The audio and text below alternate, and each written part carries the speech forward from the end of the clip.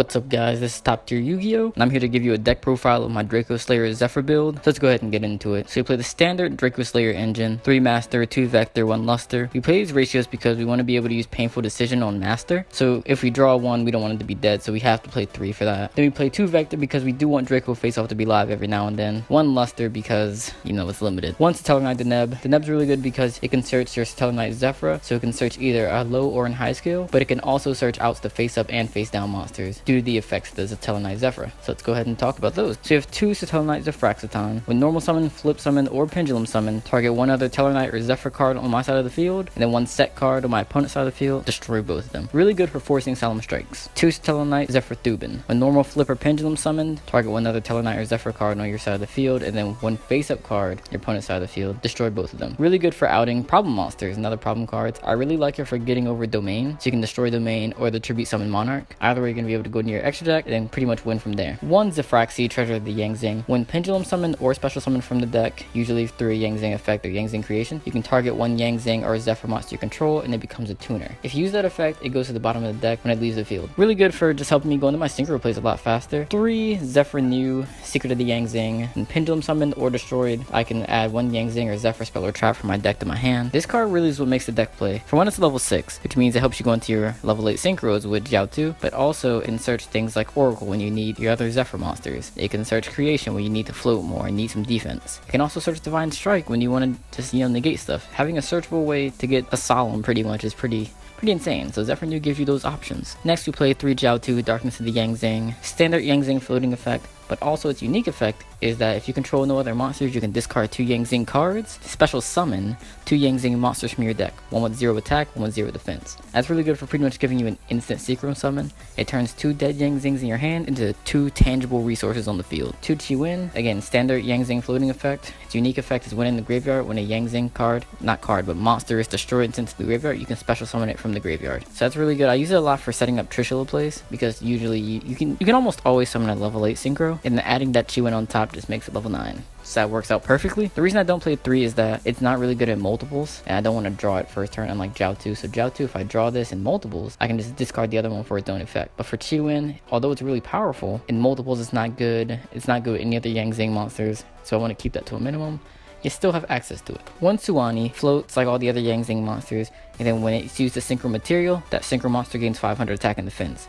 Really useful for getting things like Yazi up to 3100 attack, which is really hard for a lot of decks to get over. And also has a high attack, which is really useful in this deck. 1 Beyond, again it floats, and then a Synchro monster that uses as material can't be destroyed by battle. I use it most often when summoning Herald of the Arclight, because when you summon Herald, usually the people's first thought is just attack over it. That's an easy way to get over it. But if you summon it using Beyond, they can't attack over it and they have to play around it. And it pretty much guarantees that you'll negate one of their cards. 1 Bixie, it helps your monsters be unaffected by trap cards, and also you can go into Herald with a Jiao 2. 2 Maxis because Burning Abyss is really popular. 2 Odd-Eyes Pendulum Dragons, I'll talk about that when I get the Sky Iris and the other Odd-Eyes cards. 2 Painful Decisions, really good for setting up the Dracoslayer engine. It gets 1 Master in the graveyard, 1 to your hand, so it pretty much guarantees that you can summon Dinoster and use Dinoster's effect. 1 Odd-Eyes Fusion, again I'll talk about that with the other Odd-Eyes cards. 1 Upstart for consistency. 1 Terraforming, because I played 2 Sky Iris and 2 Oracle of Zefra. So Terraforming pretty much gives me a way to have 3 of each without worrying about having multiple. Because Sky Iris is bad at multiples, and then Oracle's bad at multiples. So I don't want to play 3 of either one, but Terraforming gives me a way to have a 3rd copy of each, if so to speak, in my deck. So if I want to have Sky Iris, there are 3 cards in my deck that will be Sky Iris. The 1 Terraforming and the 2 of its real copies. And the same with Oracle. And it also kind of helps the multiples problem. So if I open Sky Iris and then Terraforming, I can always Terraforming for Oracle and then have 1 of each, which is actually a really good combination. 1 Draco Face Off because it's insane, very overpowered card. I wish I could open it every duel if I could. So let's talk about the Odd-Eyes monsters. So the Odd-Eyes engine is really powerful, and it all kind of starts with Sky Iris because you can destroy your own cards on the field. So you have a lot of cards in this deck that you really want to destroy, to be honest. So all your Yang Zing monsters, they all have effects when they're destroyed. So Sky Iris gives you a way to destroy them without interacting with your opponent. And then because that, you have to search something. So obviously Odd-Eyes Pendulum Dragon is the best thing to search. Now Odd-Eyes Pendulum Dragon helps your Zefra engine because it can search high scales, such as Zefra New, or low scales such as Zefra Thubin. And again, Zefra Thubin can out big monsters in domain. And then because you do play the Odd-Eyes Pendulum Dragon, why not play Odd-Eyes Fusion? Again, it's searchable from Sky Iris, and then it gets set up from your normal Odd-Eyes Pendulum Dragon plays. It gives you access to cards like Vortex Dragon. Odd-Eyes Fusion is a really good way to not only out opposing monsters with Vortex Dragon, but also give defense with 3000 defense, and its negation powers. So let's talk about the traps now. So the only traps we play are 2 Yang Zing Creation and 1 Zefra Divine Strike. Yang Zing Creation is really solid. I love this card. I want to open it all the games because when you have it, it pretty much guarantees you're going to win because it gives you a constant stream of synchro monsters. It's really hard for your opponent to deal with. Your opponent has to destroy this card immediately, or else it pretty much makes all your plays free, which is cool by me. So 1 Zefra Divine Strike, it's searchable through Zefra New, and it can negate anything. The reason I don't play multiples is that you have to banish a face-up Zefra from your extra deck, so it's really bad in the early game. So I almost never want to draw it. I always want to search it when I need it. So that's why I only play 1.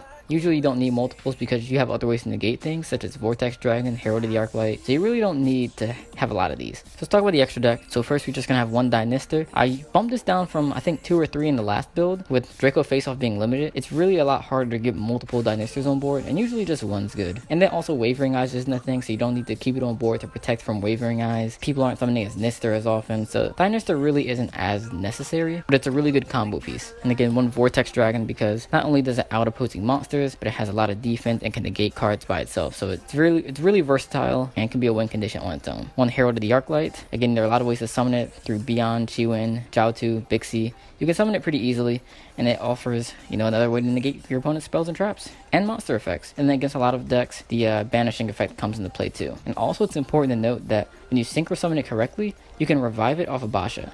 And that's something that I really like to do often, just to have, a continuous stream of negations. It's hard for your opponent to deal with that. 1 Yazi, Evil of Yang Zing, can't be targeted, and it's also sort of like a Scrap Dragon, which is, pretty solid right now. So usually I like to go into Yazi with Yang Zing Creation on board, so I could pop one of my opponent's cards, pop itself, then get its own floating effect, and creation effect to go into another synchro. And then again, if you summon it with Suwani, get it up to 3100 attack. Most decks can't deal with 3100, can't be targeted, so that can be a win condition sometimes. We have 1 Ignister. I love this card in this deck because you can summon it faster than any other deck can. So going against Draco Pals or any other Dracoslayer deck, it's really hard for them to summon Ignister because the only tuners they'll usually play is Luster. So they'll either have to draw Luster or face off to summon Ignister. But in this deck, as long as you get your Yang Zing engine going, you can summon Ignister anytime you want. So you can often summon Ignister faster than they can and more consistently than they can, which is really good in the mirror match. And not mirror match, but I mean against other Pendulum decks. 2 Basha, Brightness of the Yang Zing. When synchro summoned, you can target cards on the field equal to the number of worm type monsters used for it, shuffle them back to the deck. That effect comes in a lot. It's really useful against Burning Abyss right now, but that being the most popular deck, Basha just kind of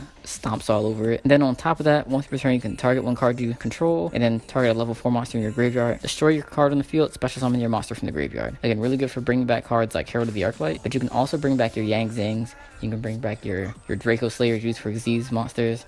You can bring back the Neb and get a search. So it's really versatile, and also it's a way to get rid of creation when you need to Pendulum summon from your extra deck. 1 Spark Dragon. Sometimes it comes up when you just need to protect something on your board, like a Herald or a Void Ogre or something like that.